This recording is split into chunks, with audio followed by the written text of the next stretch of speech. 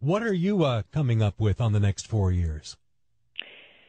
We're very concerned about a world war. Oh, really? And I don't say that lightly. This is, how they say history repeats itself. Yeah.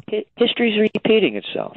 The crash of 1929, the Great Depression, currency wars, trade wars, World War. The Panic of '08, the Great Depression. There's a depression going on.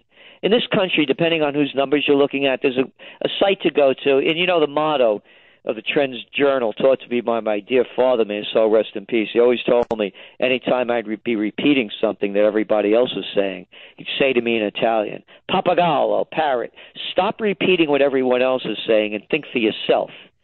So what I'm saying is this is the way I see it, and I always encourage people, think for yourself. And what we're looking at, again, there's a website called John Williams Shadow Stats.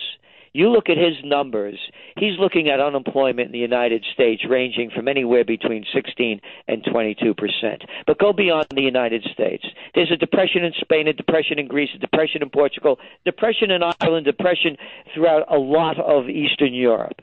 So the Great Depression, and then it was followed by currency wars. There's a currency war going on. All of this lowering of interest rates, record low interest rates, is devaluing the currency so the exporters can export more product. Now you hear from Brazil, from Guido Mantega, their finance minister, yelling, there's a currency war going on. China's devaluing. The United States, Europe, they're all debasing their currencies so they can export more. Trade wars. Listen to the presidential reality show. Romney and Obama now are talking trade wars with China, and Obama's bragging about how tough they're getting on them. After that, it's world war. Is there a world war? It's going on now. Go around the world. There's a war in Yemen, a war in Bahrain.